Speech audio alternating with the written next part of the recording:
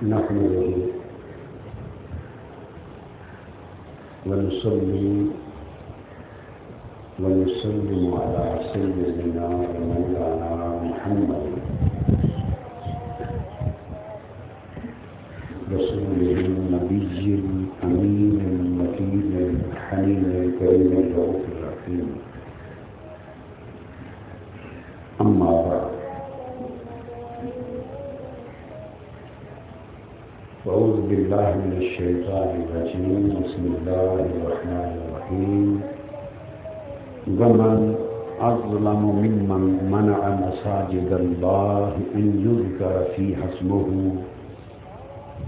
وسعى في خرابها أولئك ما كان لهم أن يدخلوها إلا خائفين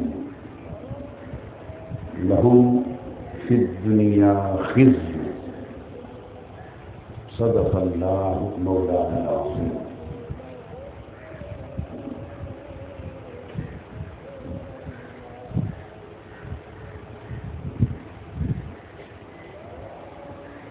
وقال الله تبارك وتعالى: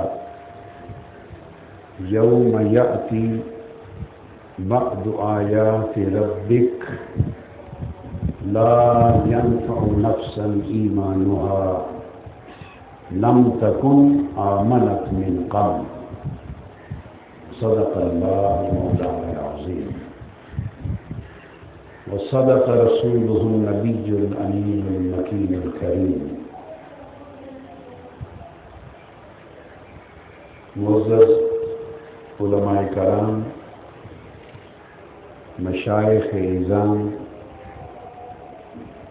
خواتین و حضرات اور عزیزان محترم، الحمدللہ تعالی ماہ رمضان المبارک برکتوں، نعمتوں، بخششوں اور سعادتوں کا مہینہ شروع ہو چکا. آپ سب کو اس ماہ مبارک کی سعادت نصیب ہونے پر مبارکباد پیش کر رہا ہوں. حسب اعلان آج رمضان المبارک کے پہلے جمعہ کی نماز کے بعد اس عظیم اجتماع میں جس موضوع پر گفتگو کی جا رہی ہے وہ ہے آمد سیدنا امام مہدی علیہ السلام.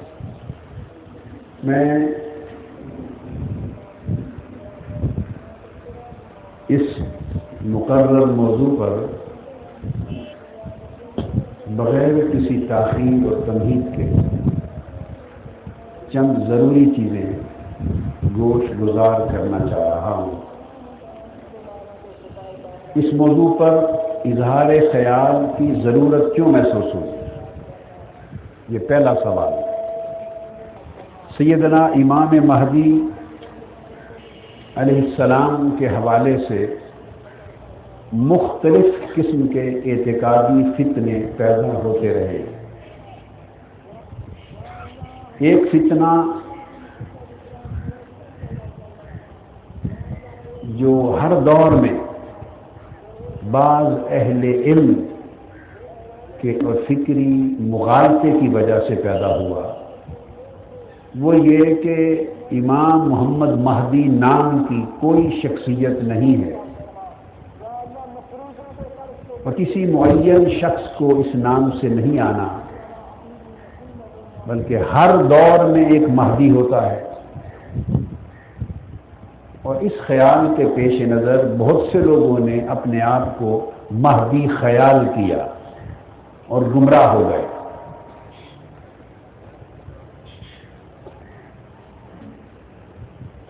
اسے فتنہ اس لیے قرار دے رہا ہوں کہ سیدنا امام محمد مہدی علیہ السلام ایک معین شخص ہیں، ایک معین امام ہیں، جن کو صراحت کے ساتھ جن کی آمد کا حضور نبی اکرم صلی اللہ علیہ وآلہ وسلم نے ذکر فرمایا اور بشارت دی، اور ان کی آمد کا انکار کرنا سراسر گمراہی اور فرمان مصطفیٰ سے بغاوت صلی اللہ علیہ وسلم۔ حضور نبی اکرم صلی اللہ علیہ وآلہ وسلم کی کثیر احادیث، جن میں سے احادیث متواترہ بھی ہیں اور احادیث مرفوعہ بھی ہیں اور احادیث درجہ صحیح میں بھی ہیں، احادیث درجہ حسن میں بھی ہیں اور احادیث ضعیف درجے میں بھی ہیں، مگر مقبول ایک دوسرے سے تقویت پانے والی احادیث۔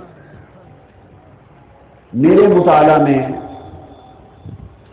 میں کسی کتاب سے تعداد پڑھ کے نہیں بتا رہا ہوں، خود میرے مطالعہ میں فردن جو احادیث میں نے امام مہدی علیہ السلام کی نسبت پڑھی، ان پر نشان لگائے اور ان کا مطالعہ کیا اور ان پر تحقیق کی،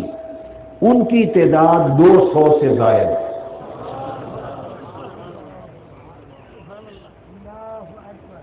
کتنی تعداد؟ 200 سے زائد احادیث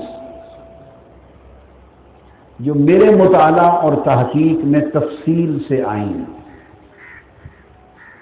اور یقیناً عدد اس سے زیادہ ہوگا۔ میں یہ بات اس لیے کہہ رہا ہوں کہ آپ کا انکار بعض لوگ سمجھتے ہیں کہ توہمات میں سے یا شیعہ حضرات کی گھڑی ہوئی باتوں میں سے ہے۔ کسی کی گھڑی ہوئی بات نہیں ہے، یہ تاجدار کائنات کی بتائی ہوئی بات ہے صلی اللہ علیہ وسلم،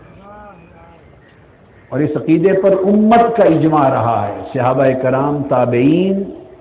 ائمہ مجتہدین، ائمہ اطہار اہل بیت، محدثین، فقہاء، علماء، اولیاء، صوفیاء، تمام مکاتب فکر کے اور تمام مذاہب کے ائمہ اور اکابر اعلام کا امت کے ہر دور میں اجماع رہا ہے۔ یہ مسئلہ کبھی بھی مختلف فی نہیں تھا، یہ اختلافی مسائل میں سے نہیں ہے۔ اختلاف فقط اتنے نقطے پر اہل سنت اور اہل تشیع کے درمیان ہے کہ اہل تشیع کے عقیدے میں یہ ہے کہ وہ پیدا ہوئے اور غائب ہو گئے، ان کا ظہور دوبارہ ہوگا۔ اہل سنت کے عقیدے میں یہ ہے کہ وہ ابھی پیدا نہیں ہوئے، ان کی ولادت ہوگی اور ان کی آمد ہوگی۔ بس اس ایک اختلاف کو چھوڑ کر باقی سیدنا امام محمد مہدی علیہ السلام کے وجود پر، ان کی آمد پر اور ان کے مقام و مرتبے پر امت میں کوئی اختلاف نہیں رہا۔ امام قرطبی نے سیدنا امام محمد مہدی علیہ السلام کی آمد پر جو احادیث آئی ہیں ان کو متواتر کہا ہے۔ امام مزی نے جو اسماء الرجال کے امام ہیں اہل سنت میں فن حدیث کے، انہوں نے ان احادیث کو متواتر کہا ہے، اور متواتر حدیث وہ ہوتی ہے کہ جس کی حکم کا ماننا شرعاً واجب ہوتا ہے اور انکار کرنے والا گمراہ ہو جاتا ہے۔ امام ابن القیم جوزی نے متواتر کہا ہے، امام ابن حجر اسقلانی نے متواتر کہا ہے، امام سخاوی نے، امام جلال الدین سیوطی نے، امام ابن حجر مکی نے، ملا علی قاری نے، امام زرقانی نے، امام قسطلانی نے، امام برزنجی نے، الغرض ان تمام ائمہ محدثین نے ان احادیث کو جو سیدنا امام محمد مہدی کی آمد میں وارد ہوئی ہیں ان کو درجہ تواتر میں مانا ہے،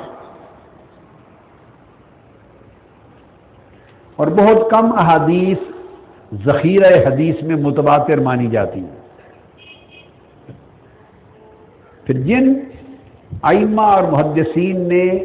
استدلال کیا ان احادیث سے، استنباط کیا، اور ان احادیث کے ذریعے امام محمد مہدی علیہ السلام کے احوال، صفات، مرتبے کو، مقام کو ثابت کیا۔ ان میں امام سفیان ثوری ہیں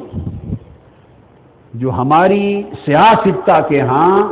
امیر المومنین فی الحدیث تصور ہوتے ہیں ائمہ حدیث میں، اور امام ابو جعفر عقیلی یہ وہ ہیں جنہوں نے استنباط کیا، اور امام ابن حبان جو صحیح ابن حبان کے مصنف، اور امام ابو سلیمان خطابی، اور امام بہقی، امام ابو القاسم السہیلی، امام ابو عبداللہ القرطبی، حتیٰ کہ علامہ ابن تیمیہ، انہوں نے استنباط کیا، استدلال کیا، اس سے احتجاج کیا، اسے حجت مانا۔ پھر امام ابن القیم جوزی، پھر امام ابن کثیر، یہ وہ علماء ہیں جو ایک اینڈ میں ایکسٹریم اینڈ کے علماء تصور ہوتے ہیں پرانے ائمہ محدثین میں۔ علامہ ابن تیمیہ، علامہ ابن قیم، علامہ ابن کثیر، ان کو لوگ، میں نہیں، میری رائے مختلف ہے، یعنی لوگ ان کو ایک ایکسٹریم اینڈ پر سمجھتے، انہوں نے انہیں حجت مانا ان احادیث کو۔ پھر امام جلال الدین سیوطی، پھر امام ابن حجر المکی، پھر صاحب کنز العمال شیخ علی متقی الہندی، امام عبد الرؤوف المناوی، حتیٰ کہ سعودی عرب کے مفتی اعظم سابق شیخ عبدالعزیز بن باز، انہوں نے ان حدیث کو حجت مانا ہے۔ عبدالعزیز بن باز انہوں نے بھی ان حدیث کو حجت مانا، اور اس وقت سعودی عرب کے علماء دنیا میں صرف ایک محدث کو حجت مانتے ہیں اور ان کی تحقیق کو سند مانتے ہیں، کسی اور کو نہیں مانتے۔ ان کا نام ہے شیخ ناصر الدین البانی۔ تو ناصر الدین البانی نے بھی احادیث مہدی کو حجت مانا ہے۔ اب سعودی عرب سے جو کتاب حدیث کی لیں تو اس کی تحقیق و تخریج ناصر الدین البانی کی ہوگی، وہ کسی اور کی تحقیق و تخریج عام طور پہ نہیں چھاپتے، صرف ان کو حجت مانتے ہیں حدیث کی تحقیق و تخریج میں۔ انہوں نے بھی احادیث دربارہ امام مہدی کو حجت مانا۔ پھر اس کے بعد وہ ائمہ ہیں اور محدثین ہیں جنہوں نے سیدنا امام محمد مہدی علیہ السلام کی شخصیت پر پوری کتابیں لکھی اور احادیث کو جمع کیا ہے، احادیث کو جمع کیا ہے۔ ان میں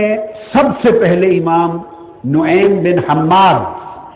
جنہوں نے کتاب الفتن میں اخبار المہدی کو جمع کیا ہے، اور امام نعیم بن حماد امام بخاری کے شیخ ہیں، امام مسلم کے شیخ ہیں، امام ترمذی کے شیخ ہیں، امام ابو داؤد کے شیخ ہیں، امام ابن ماجہ کے شیخ ہیں، امام نسائی کے شیخ ہیں۔ کل صحافتہ نے ان سے احادیث کو روایت کیا ہے۔ انہوں نے ان پر کتابیں لکھی ہیں مستقل۔ پھر امام عبد الرزاق بن حمام جو امام اعظم ابو حنیفہ کے شاگرد اور امام بخاری کے شیخ ہیں حدیث میں، انہوں نے جمع کیے ہیں احادیث۔ ان کی وفات 211 ہجری میں ہوئی، اور امام نعیم بن حماد کی میں بات بتا چکا ہوں، وفات 228 میں ہوئی۔ پھر امام ابو بکر بن ابی شیبہ، ان کی وفات 235 میں ہوئی، یہ بھی امام بخاری کے شیوخ میں سے ہیں۔ امام ابن ماجہ صاحب صحافتہ ہے ان میں سے، امام ابو داؤد، امام ترمذی، امام ابن خزیمہ، امام ابن حبان، ان سب نے رسائل مرتب کیے اور امام محمد مہدی علیہ السلام کی شان میں احادیث کو اپنی اپنی کتب میں جمع کیا۔ یہ مصادر ہیں اور مآخذ ہیں اور منابع ہیں اس ذخیرہ علم کے جو امام مہدی علیہ السلام کی نسبت کتب حدیث میں دستیاب ہے۔ علاوہ ان کے امام ابن ابی خیثمہ نے کتاب مرتب کی، عباد بن یعقوب نے کتاب مرتب کی،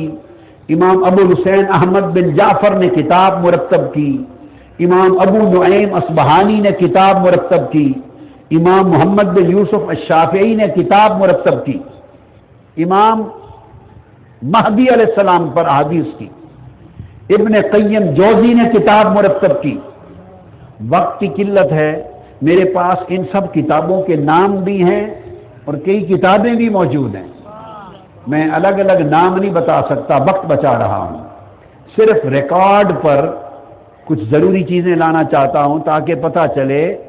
کہ سیدنا امام محمد مہدی علیہ السلام کا وجود اور ان کا تشریف لانا دین اسلام اور شریعت محمدیہ میں اور علم الحدیث میں اور ذخیرہ حدیث نبوی میں کتنے بلند مرتبے کا مسئلہ ہے۔ پھر امام ابن کثیر نے کتاب مرتب کی ان کے اوپر، امام سخاوی نے ان پر کتاب مرتب کی، امام سیوطی نے کتاب مرتب کی، امام احمد بن حجر المکی نے کتاب مرتب کی، امام علی بن نظام الدین المتقی صاحب کنز العمال انہوں نے کتاب مرتب کی، ملا علی قاری نے ان پر کتاب مرتب کی، قاضی محمد بن علی شوکانی جن کو سلفی لوگ اپنا امام مانتے ہیں اور علماء اہل حدیث ان پر بڑا اعتماد کرتے ہیں اور علماء سعودی اعتماد کرتے ہیں، انہوں نے پوری کتاب امام مہدی پر مرتب کی، احادیث کی، حتیٰ کہ نواب صدیق حسن خان بھوپالی اہل حدیث بہت بڑے عالم ہیں، انہوں نے ان احادیث کو متواتر کہہ کر جمع کیا۔ الاعز القیاس، یہ میں نے چند ایک ریفرنسز دیے صرف اتنا نقطہ سمجھانے کے لیے کہ امام محمد مہدی علیہ السلام کا مسئلہ یہ قطعاً کوئی اہل تشیع کا اور فقہ جعفریہ کے علماء کا گھڑا ہوا نہیں ہے۔ بعض لوگ جب انکار پر آتے ہیں مسلکوں کے مابین اختلاف کی وجہ سے تو حقائق کا بھی انکار کرتے چلے جاتے ہیں، ضد، اناد اور عداوت میں سب کچھ سے مکر جاتے ہیں، حدیں پھلانگ جاتے ہیں۔ اس لیے ایمان اور عقیدے کی سلامتی اختلاف مسالک کے باوجود ضروری ہے۔ حق حق ہوتا ہے، حق کو کسی کی خاطر نہ مانا جاتا ہے نہ کسی سے اختلاف کی وجہ سے اسے جھٹلایا جاتا ہے۔ حق کے ماننے کا نام ایمان ہوتا ہے۔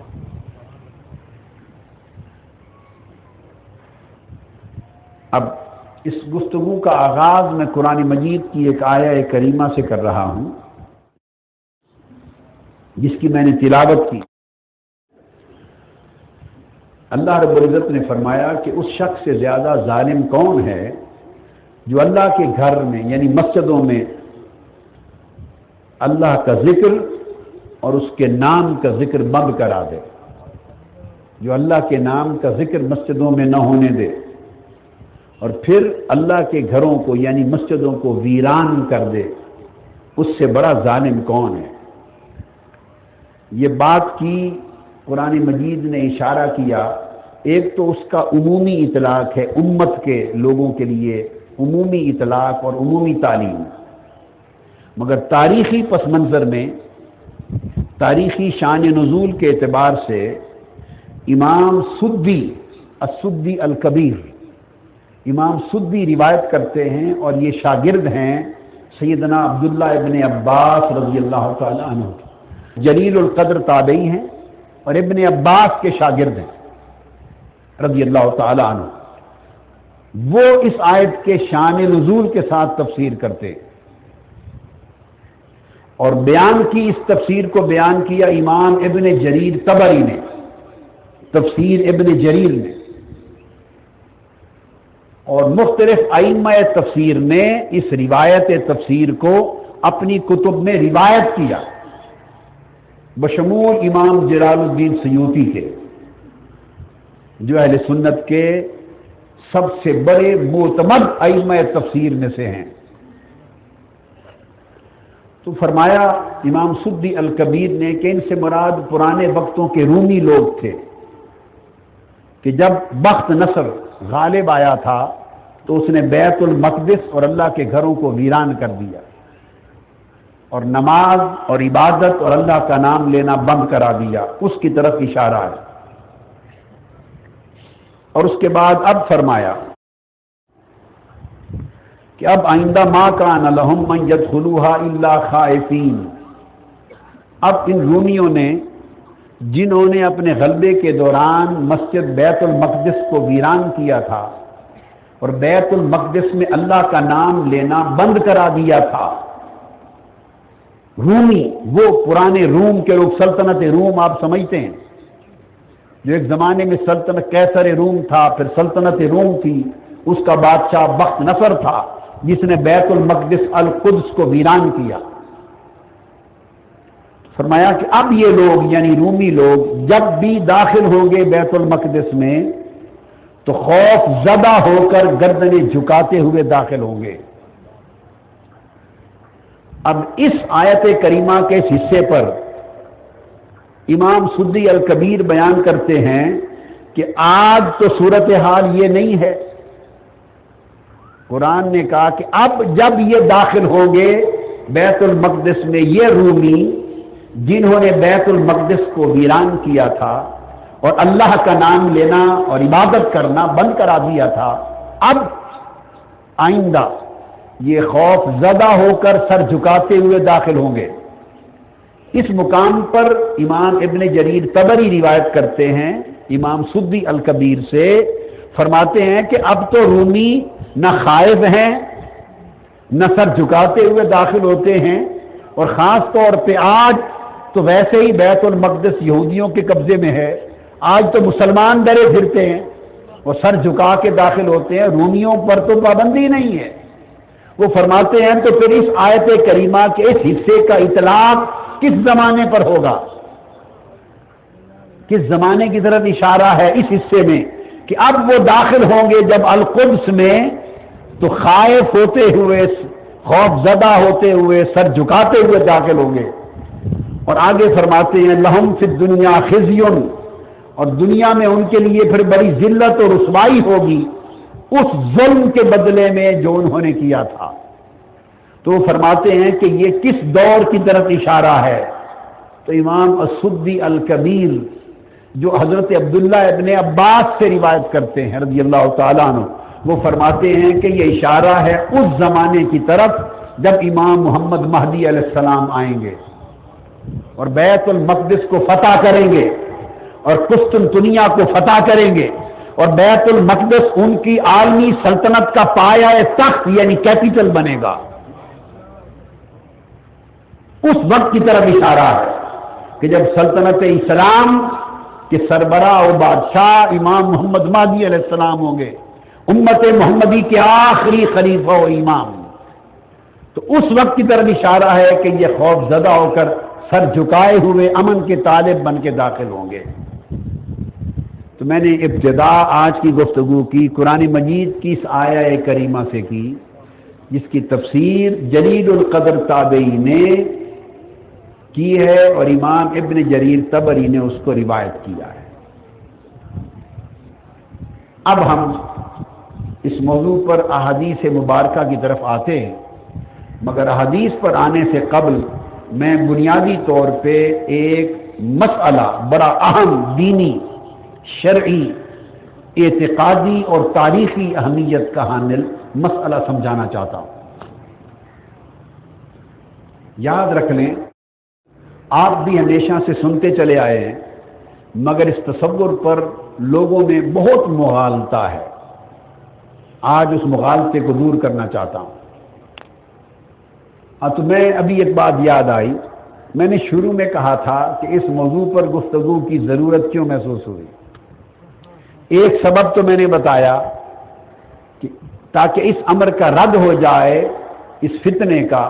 کہ جو امام مہدی علیہ السلام کے وجود اور ان کی آمد سے انکار پر مبنی، یا ہر کوئی مہدی بنا پھرے، اس فتنے کے رد کے لیے کیا۔ دوسرا سبب، اب ایک اور فتنہ پیدا ہو گیا ہے، وہ یہ کہ جس سے ہو سکتا ہے خود مہدی ہونے کا اعلان کر دیتا ہے. اور میرے پاس وہ لسٹ بھی اس وقت موجود ہے کہ تاریخ اسلام میں کتنے لوگوں نے مہدی ہونے کا اعلان کیا. وہ لسٹ بھی ہے، مگر ہمارا موضوع نہیں کہ میں اس پر وقت صرف کروں. ان میں ہندوستان میں ایک نامور شخص غلام احمد قادیانی بھی تھا. اس نے نبوت، جھوٹی نبوت کے جھوٹے دعوے سے پہلے مہدیت کی سیڑھی پہ قدم رکھا تھا اور اپنے آپ کو امام مہدی ڈکلیئر کیا. پھر اس کو خبر ہوئی کہ امام مہدی علیہ السلام کے زمانے میں تو سیدنا عیسیٰ علیہ السلام بھی آئیں گے، تو اس نے پھر اعلان کر دیا کہ عیسیٰ بھی میں خود ہی ہوں. تو امام مہدی بھی خود ہو گیا اور سیدنا عیسیٰ ابن مریم بھی خود ہو گیا. دونوں شخصیتیں ایک ہی ذات میں اپنے آپ میں اس نے مرکوز کر ڈالی.